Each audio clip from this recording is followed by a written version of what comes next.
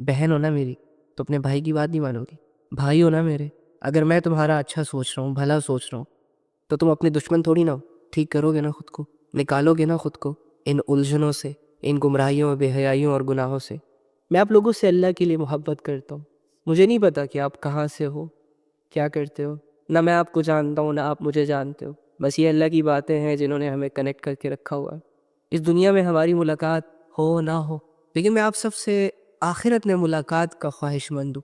میں یہ چاہتا ہوں کہ جب اللہ تعالیٰ آپ کو اپنے سامنے بلائے نا اور آپ سے پوچھے کہ بندے کیا کر کے آئے میرے لیے، کیا چھوڑ کر آئے میرے لیے، تو آپ کے پاس ایک جواب ضرور ہو کہ اللہ، دنیا میں ہر طرف بے حیائی تھی، گناہ بہت آسان ہو چکے تھے. جو جتنا بے حیائی اور گناہ کرتا جاتا، یہ دنیا اس کو اتنا ہی اپریشیٹ کرتی چلی جاتی. لیکن میں نے ایسے دور میں تیرے دین کو سیکھنے کی، تیرے دین پر عمل کرنے کی کوشش کر رکھی تھی. اللہ، میں نے آپ کو دیکھا نہیں تھا، آپ کے کسی پیغمبر سے ملا بھی نہیں تھا، لیکن جب سے مجھے یہ پتا چلا ہے کہ تو میرا رب ہے اور مرنے کے بعد میری آپ سے ملاقات ہونی ہے، تو میں اس ملاقات کے شوق میں عبادتیں کرتا رہا، انتظار کرتا رہا. اللہ، مجھ سے غلطیاں بھی ہوئی، میں نے گناہ بھی کیے، بچ نہ سکا کیونکہ انسان ہوں. تو نہ کرنے کے لیے آپ کے پاس اللہ سے کچھ باتیں ہونی چاہیے، یا پھر اگر اللہ سے بات کرنے کی ہمت نہ ہو نا، تو کم سے کم آپ کے دل میں یہ جذبے ہونے چاہیے کہ جب اللہ تعالیٰ مجھ سے سوال کرے گا کہ بندے زندگی دی تھی کیسے گزاری، جوانی دی تھی کیسے گزاری، کیا کرتے رہے دنیا میں، تو میری ندامت اتنی گہری ہو کہ اس ندامت میں چپ چاپ اللہ کے سامنے بس کھڑا رہوں، اور دل میں یہ یقین ہو کہ بس تو جانتا ہے سب کچھ، اب تو رب ہے. کیا کیا بتاؤں آپ کو، دیکھا تو ہوا آپ نے سب کچھ، جو کیا، کیوں کیا، جو کروایا گیا، اور آپ کے آنسو نکل آئے اس ندامت میں. لیکن اپنے آپ کو غفلت سے بچائیں. بس یہ نہ ہو کہ اس دنیا سے چلے جائیں اور نہ اللہ کی پہچان ہو، نہ اللہ کے لیے دل میں جذبے ہوں. مشکل ہو جائے گا پھر. تو آسان ہے اللہ سے جڑنا، آتی ہے آپ کو محبت، ہے تمہارے اندر فیلنگز، سمجھتے ہو سب کچھ، لیکن محبت بھی دنیا پہ لگا رہے ہو، فیلنگز بھی دنیا پہ لگا رہے ہو، عقل و فکر اور سمجھ بھی دنیا پہ لگا رہے ہو. تھوڑا سا حصہ یار، تھوڑی سی فیلنگز، تھوڑے سے جذبے رب سے کنیکٹ کر لو. مان لو کہ میرا ایک اللہ ہے اور وہ میرا اپنا ہے، بہت اپنا. گواہی دے دو اس بات کی کہ وہ میرا دوست ہے، وہ میرے بہت قریب ہے. اس سے زیادہ محبت مجھے کوئی نہیں کر سکتا، اس سے زیادہ انڈرسٹینڈ مجھے کوئی نہیں کر سکتا. یار یقین کرو، جب تمہارے دل کے جذبے اللہ سے جڑیں گے، اوئے ہوئے ہوئے ہوئے ہوئے، زندگی کا مزہ آ جائے گا تمہیں. لوگوں کی باتوں کی وجہ سے اپنے آپ کو سٹک نہ رکھیں، آگے بڑھیں، اتنا آگے بڑھیں، اتنا آگے بڑھیں کہ آپ کو آپ کا رب مل جائے. اور رب کے ملنے کے بعد مسئلے نہیں لگتے، پریشانی نہیں لگتی، آزمائش نہیں لگتی. پھر تمہارا ہر درد تمہیں اللہ کے قریب کرے گا. اللہ سکھائے گا تمہیں صبر، اور اس صبر میں ڈھیر ساری لذت بھی عطا کرے گا. غم کے سہنے میں بھی قدرت نے مزہ رکھا ہے. یقین کریں آپ لوگ بہت مس کرنے والے ہیں ان سچویشنز کو، جب دنیا آپ کو ہرٹ کرتی ہے اور آپ ادھر ادھر نظر دوڑاتے ہیں اور آپ کو کوئی سہارا نظر نہیں آتا، کوئی اپنا نظر نہیں آتا، کوئی سمجھنے والا انسان نظر نہیں آتا. ایٹ دی اینڈ آپ اللہ سے خود کو کنیکٹ کر لیتے ہو. سم ٹائم رونا سٹارٹ کر دیتے ہو، سم ٹائم اللہ سے باتیں کرنا سٹارٹ کر لیتے ہو کہ اللہ کوئی نہیں سمجھ رہا، کوئی نہیں ہے، اکیلا ہوں، وغیرہ وغیرہ. یہ جب تم ٹوٹا ہوا دل اپنے رب کے پاس لے کر جاتے ہو اور روتے ہوئے اپنے رب سے کہتے ہو کہ اللہ دل ٹوٹ گیا ہے، اور بدلے میں جو تمہیں اللہ احساس دلاتا ہے کہ اٹس اوکے، میں نے اس دل کو بنایا تھا نا، میں ہی اسے جوڑوں گا. ان کیفیتوں کو آپ بہت یاد کرنے والے ہو. مرنے کے بعد ہو سکتا ہے اللہ رب العزت آپ کو جنت دے اور آپ ہمیشہ کی عیش و عشرت کے حوالے ہو جاؤ، بٹ اللہ کو بن دیکھے اس کی عبادت کا جو احساس ہے نا، شاید وہ جنت میں نہیں ہے. بن دیکھے اپنے رب کے سامنے رونا، بن دیکھے اپنے رب سے اپنے دل کا حال سنانا، یہ احساس بہت یاد آئے گا آپ کو. تو میں اسی لیے کہتا ہوں کہ اللہ کی عبادتوں کو نا محبت سے کیا کریں، بوجھ سمجھ کے نہ کیا کریں. اس دنیا کی تمام ایکٹیویٹیز سے جو سب سے حسین ایکٹیویٹی ہے وہ اللہ کی عبادت ہے، وہ اللہ کا احساس ہے، وہ اللہ کے سامنے جھکنا ہے. خدا کی قسم، جس رب کو ہم چھٹلا رہے ہیں، جس رب کو ہم ٹائم نہیں دے رہے، جس دن وہ سمجھ آ گیا نا، جس دن اس کی معرفت ہمارے دلوں میں اتر گئی، اس دن کے بعد سے دنیا اور دنیا کی تمام رنگینیاں آپ کو بہت پھیکی پھیکی لگیں گی. لوگوں نے اپنا مال، اپنی اولادوں کو یوں ہی تو نہیں قربان کر دیا اللہ کے لیے. وہ سیریس ہوئے تھے اپنی زندگی کو لے کر. انہوں نے اپنے رب کے بارے میں سوچا، اپنی آخرت کے بارے میں سوچا، اور اتنا سوچا کہ ان کے دلوں میں اللہ کی محبت کے جذبے پیدا ہو گئے. اور یہ جو محبت ہوتی ہے نا، یہ بڑی اندھی ہوتی ہے. اس میں انسان جان کی بازی لگا دے. اس رب نے ہمارا جہاں جہاں ساتھ دیا نا، اگر گلے شکووں کے بجائے ہم اس ٹائم پیریڈ کو یاد رکھیں کہ جب ہم اسے دل سے پکارتے، کہ جب ایک مسئلہ، ایک پریشانی، ایک آزمائش ہمیں چاروں طرف سے گھیرتی ہے اور ہم مایوس ہو جاتے ہیں دنیا سے، دنیا کے لوگوں سے، چیخ چیخ کر پکارتے ہیں لوگوں کو اپنی مدد کے لیے. کوئی مدد کو نہیں آتا. وہاں اللہ آتا ہے ہماری مدد کے لیے. اور 2-4 دنوں میں ہمارے بڑے بڑے مسئلے جو ہمیں ڈرا رہے ہوتے ہیں، جس کی وجہ سے ہم یہ سوچتے ہیں کہ ہماری زندگی بس ختم ہونے کے قریب ہے، اور ایسی سچویشن میں ہمارا رب ہمارے حالات چینج کر دیتا ہے، ہماری تکلیفیں دور کر دیتا ہے، ہماری آزمائشوں کو ختم کر دیتا ہے، اور ہمیں یہ ریئلائز کرواتا ہے کہ میرے بندے، وَهُوَ مَعَكُمْ أَيْنَمَا كُنْتُمْ وَاللَّهُ بِمَا تَعْمَلُونَ بَصِيرٌ، کہ میں تیرے ساتھ، تو جہاں کہیں بھی ہے، تو جو کچھ بھی کر رہا ہوتا ہے، تیری ہر حالت میں میری نظر ہے تم پر. میں دیکھ رہا ہوں کہ لوگوں نے تمہیں اکیلا کر دیا. میں دیکھ رہا ہوں کہ دنیا کی آزمائشوں سے تم لڑ نہیں پا رہے، لیکن صبر رکھ، تو ڈر مت. ابراہیم علیہ السلام کے لیے بھی جب آگ تیار کی جا رہی تھی نا، تو ابراہیم علیہ السلام اس آگ کو آنکھوں سے دیکھ رہے تھے، اور ابراہیم علیہ السلام کو یہ مکمل یقین ہو چکا تھا کہ ان لوگوں نے مجھے آگ میں پھینکنا ہی پھینکنا ہے. اس کے باوجود اس نے اپنے رب پر بھروسہ نہیں چھوڑا.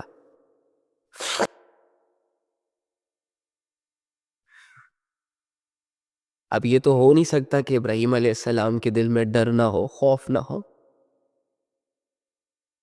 لیکن جو اللہ پہ بھروسہ کرتے ہیں پھر اللہ تعالیٰ ان کو ثابت قدم رکھتے ہیں. ہمیں اللہ پہ صرف بھروسہ کرنا ہے. اللہ ہمارے ڈر کو ختم کرے گا، اللہ ہمارے خوف سے ہمیں آزادی دے گا. اور جب اللہ میرا مددگار ہو گیا تو مجھے ان 2-4 پتلوں کی ضرورت ہی نہیں پڑے گی. اللہ کو جس بھی میدان میں تم ساتھ لیے اترو گے، وہ میدان تمہارا ہے. جس بھی سچویشن کے سامنے تم اپنے رب کو کھڑا کرو گے تو تمہارے رب کو کوئی ہرا نہیں سکتا. تم چپ چاپ کر کے بس اللہ کی طرف آؤ. دنیا اللہ کے بارے میں جو کہتی ہے کہنے دو. تمہارا نفس اور تمہارا شیطان تمہیں جو پٹیاں پڑھا رہا ہے پڑھانے دو. یقین تم نے صرف اللہ کا کرنا ہے کہ نا نا نا نا نا، میرا رب مجھے نہیں چھوڑ سکتا، میرا رب مجھ سے غافل نہیں ہو سکتا. میرا رب باوجود اس کے کہ گنہگار ہوں، باوجود اس کے کہ خطا کار ہوں، باوجود اس کے کہ میرے اندر لاکھ عیب ہے، لیکن میں جب بھی اللہ کو پکاروں گا میرا اللہ مجھے لبیک کہے گا. تو یار اپنی زندگی اللہ کے حوالے کرو. اپنی قیمتی زندگی کو ان لوگوں کے لیے، ان خواہشوں کے لیے ضائع مت کرو. آ جاؤ اپنے اللہ کے پاس جس سے تمہاری بہت قدر ہے. یار تمہیں سب چھوڑ دیں گے، سب مار دیں گے، سب بھاگ جائیں گے، اللہ نہیں چھوڑے گا، کھڑا رہے گا تمہارے ساتھ.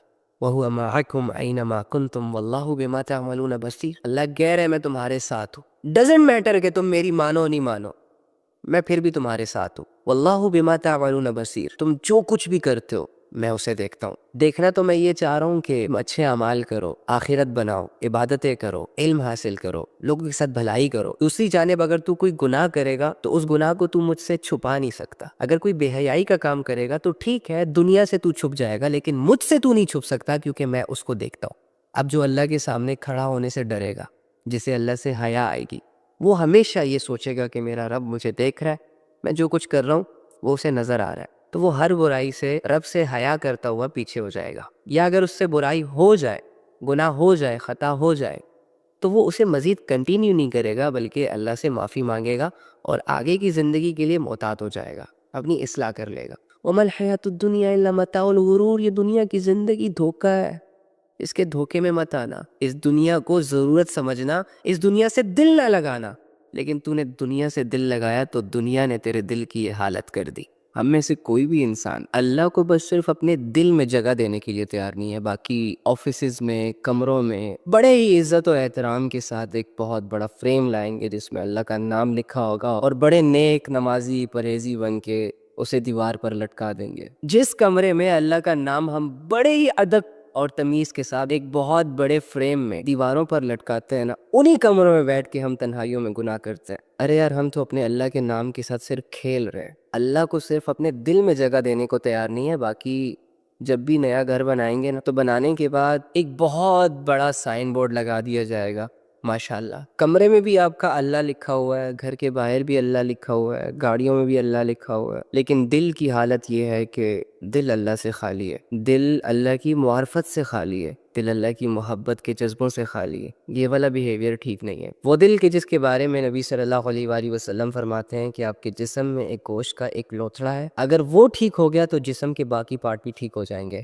اور وہ دل ہے۔ تو اگر اس دل میں اللہ آ گیا، اگر یہ دل جس طرح دنیا سے جڑا ہے، جس طرح دنیا کے لوگوں سے جڑا ہے، عزت و شہرت و دولتوں سے جڑا ہے، اگر دل کے کنیکشنز اللہ سے جڑ گئے، اگر دل میں اللہ کی یاد آ گئی، آپ وہ لذت فیل کریں گے جو ہر مومن کے ساتھ سوٹ کرتی ہے۔ آپ وہ سکون، وہ اطمینان اپنے دلوں میں فیل کریں گے کہ جس کے مل جانے کے بعد انسان کی زندگی بالکل سیٹسفائیڈ ہو جاتی ہے۔ اگر آپ ذرا سا غور کر لیں، ذرا سا سوچ لیں کہ دن بدن ہماری زندگیوں کی جو کنڈیشن ہے وہ خراب ہوتی چلی جا رہی ہے، پریشانیوں میں، مسائل میں، بے چینیوں میں، بے سکونیوں میں، دلوں کے درد میں اضافہ ہوتا چلا جا رہا ہے۔ ہر بندہ اپنے آپ میں غائب ہو چکا ہے۔ ہماری اپنی زندگیاں ہمارے ہی ہاتھوں سے ہماری نظروں کے سامنے تباہی کی آخری حدوں پر پہنچ چکی ہے، اور حیرت اور افسوس کی بات یہ ہے کہ اس کے باوجود بھی بجائے اس کے کہ میری آوارگی میں کمی واقع ہو، میری آوارگی بڑھتی چلی جا رہی ہے، میری بغاوت بڑھتی چلی جا رہی ہے، میرے گناہوں کا بوجھ بڑھتا چلا جا رہا ہے، بجائے اس کے کہ میں ڈیلی بیسس پہ تھوڑا تھوڑا کر کے اپنے رب کے قریب آؤں،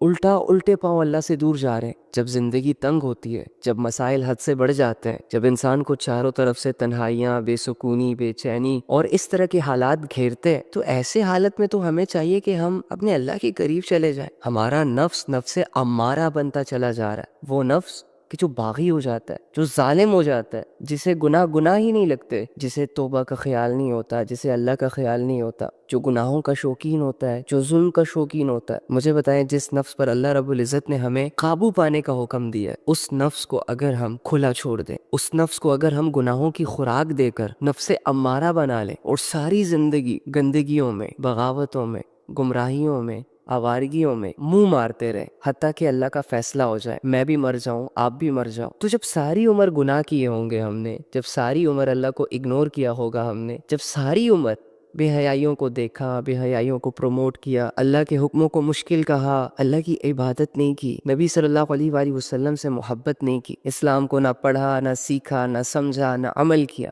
اور مر گئے، اللہ کے پاس چلے گئے، کیا کہیں گے اللہ کو؟ کیا جسٹیفیکیشن ہے میرے پاس اور آپ کے پاس؟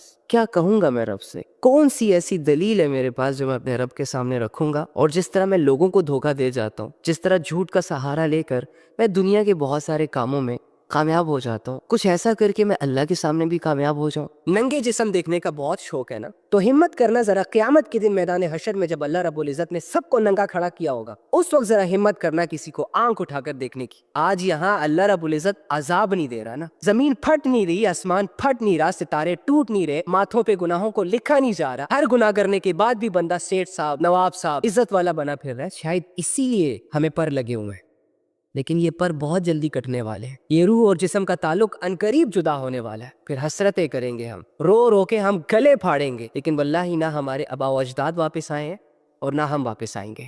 کچھ ہوش کر لو، یہ لوگ تمہیں دھوکہ دے رہے، کچھ لوگ مل کر ہماری نسلوں کو تباہ کر رہے، اور ہم انہی لوگوں کو دیکھنے میں مصروف ہے۔ حالانکہ ہمارا عمل اور کردار تو یہ ہونا چاہیے کہ اپنی نسلوں کو بچاتے، ان کو ایجوکیٹ کرتے، ان سے کہتے کہ یہ لوگ پاگل ہیں۔ ہاں، افسوس وجہ سے شاید میں جو کہنا چاہ رہا ہوں وہ میں الفاظ کے ذریعے سے نہیں رکھ پا رہا، لیکن اتنا ضرور جانتا ہوں کہ ہم بہت خوش قسمت ہیں۔ واللہ ہماری سب سے بڑی خوش قسمتی یہ ہے کہ ہم جس رب کو سجدہ کر رہے ہیں نا، ہم جس رب کا نام لیوا ہے، ہم جس رب کی عبادت کر رہے ہیں، اور ہم جس رب کو ماننے کا دعویٰ کر رہے ہیں، وہ رب اس دنیا کا حقیقی رب ہے۔ تلاش تو سبھی کر رہے ہیں، کوئی پتھروں میں خدا کو ڈھونڈ رہا ہے، کوئی چاند ستارے اور سورج میں خدا کو ڈھونڈ رہا ہے، اور بہت سارے بے وقوف تو پتھروں کو خدا سمجھ کر سجدہ بھی کرنے لگ گئے، عبادت بھی کرنے لگ گئے۔ لیکن ہم کتنے بڑے خوش نصیب لوگ ہیں کہ ہم جس رب کو مانتے ہیں وہ اس دنیا کا ریئل رب ہے، کوئی ڈاؤٹ نہیں، کوئی کنفیوژن نہیں۔ کتنی بڑی خوش قسمتی ہے، کتنی بڑی سعادت ہے، کتنی بڑی دولت ہے جو بغیر کسی محنت کے مجھے اور تمہیں مل گئی۔ رب کا تعارف، اصل رب کی عبادت کرنے کا موقع۔ مانگ تو سبھی ہے، کوئی پتھروں سے مانگ رہا ہے، کوئی دولت مندوں سے مانگ رہا ہے، کوئی کسے اپنا خدا سمجھ کر اس سے مانگ رہا ہے، کوئی کسے اپنا خدا سمجھ کے اس سے مانگ رہا ہے، لیکن ہم اس سے مانگ رہے ہیں جو واقعی خدا ہے، واقعی اللہ ہے۔ تھوڑا سا امیجن کریں، تھوڑا سا غور کریں اس بات، کتنے لکی لوگ ہیں ہم۔ اب مجھے بتائیں، جب ایک اللہ اتنی بڑی بلیسنگ ہم پر کر دے، اللہ ہمیں اتنا بڑا خزانہ دے دے، تو کیا بدلے میں ہم یہ 2-4 عبادتیں نہ کریں؟ بدلے میں کیا یہ 60-70 سال کی زندگی اس رب کے حوالے کرنا مشکل ہے؟ تو کیوں نہ ہم اپنے لیے ایک بہترین فیصلہ کریں، اپنے ان تمام گناہوں کو، ان خواہشوں کو اور ان محبتوں کو جو ہمیں اللہ سے دور لے کر جا رہی، ہمارا ٹائم ضائع کر رہی، ان کو چھوڑ دیں اور ان راستوں پر چلنا شروع کر دیں جس راستے کی منزل اللہ ہے۔ کیا مشکل ہے اس میں؟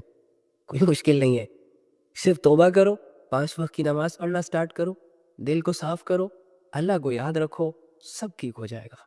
وہ لڑکی جو کبھی ایک لڑکے کے ساتھ ایک گاڑی میں جا رہی ہے تو کبھی دوسرے لڑکے کے ساتھ دوسری گاڑی میں جا رہی ہے، کبھی ہوٹلز میں، کبھی شیشہ کیفے میں، کبھی ایک کنسرٹ میں تو کبھی دوسری پارٹی میں، اپنی لائف انجوائے کر رہی ہے۔ اب ظاہری آنکھ تو ایسی لڑکیوں کو دیکھ کر متاثر ہوتی ہے، لیکن اگر انہی آنکھوں کو آپ تھوڑا سا اپنی میچورٹی کا لینس لگائے تو آپ کو وہ لڑکی کامیاب نظر آئے گی جسے آج تک کسی نے نہیں دیکھا، جو گھر کی 4 دیواری میں اپنی زندگی اپنے اللہ کے ساتھ، اپنے اللہ کی محبتوں میں گزار رہی ہے۔ یہ لڑکیاں جو باہر گھومتی ہیں پھرتی ہیں، یہ بیچاری تھک چکی ہیں، انہیں تو سمجھ ہی نہیں آ رہی۔ بہت ساری لڑکیاں لڑکوں کے ہاتھوں کا کھلونا بن چکی ہیں اور ان بیچاریوں کو سمجھ ہی نہیں۔ اللہ رب العزت نے یہ جو عورت کو لوگوں کے سامنے زیب و زینت اختیار کرنے سے اور لڑکوں سے ڈھیلے مزاج میں بات کرنے سے منع کیا ہے، یہ اہم ہی تو نہیں کیا۔ اللہ جانتا ہے کہ جو لڑکی بھی اپنی زندگی میں لڑکوں کو آنے کا ایکسیس دیں گی، وہ لڑکی تباہ ہو جائے گی، برباد ہو جائے گی، اس کا مزاج چینج ہو جائے گا، اس کی عبادتیں ڈسٹرب ہو جائیں گی، وہ اپنے لیے جینا بھول جائے گی۔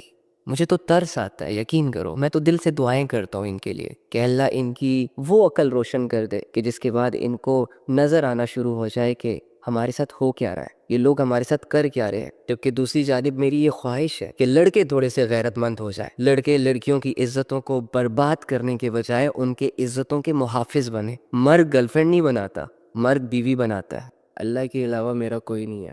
جب انسان کی نظروں کے سامنے اسی کی بنائی ہوئی دنیا اجڑ جاتی ہے، یا جن لوگوں پر اس نے بھروسہ، اعتبار، اعتماد کیا ہوتا ہے، وہی لوگ اسے جب ٹھیس پہنچاتے ہیں، جن لوگوں کے سہارے وہ جی رہا ہوتا ہے، اس امید کے ساتھ کہ برے وقت میں یہ لوگ ساتھ دیں گے، برے وقت میں یہ لوگ گلے سے لگا کر ہمارے آنسوؤں کو صاف کریں گے اور ہمیں یہ یقین دلائیں گے کہ ہم تمہارے ساتھ کھڑے ہیں، تم اکیلا نہ سمجھو خود کو۔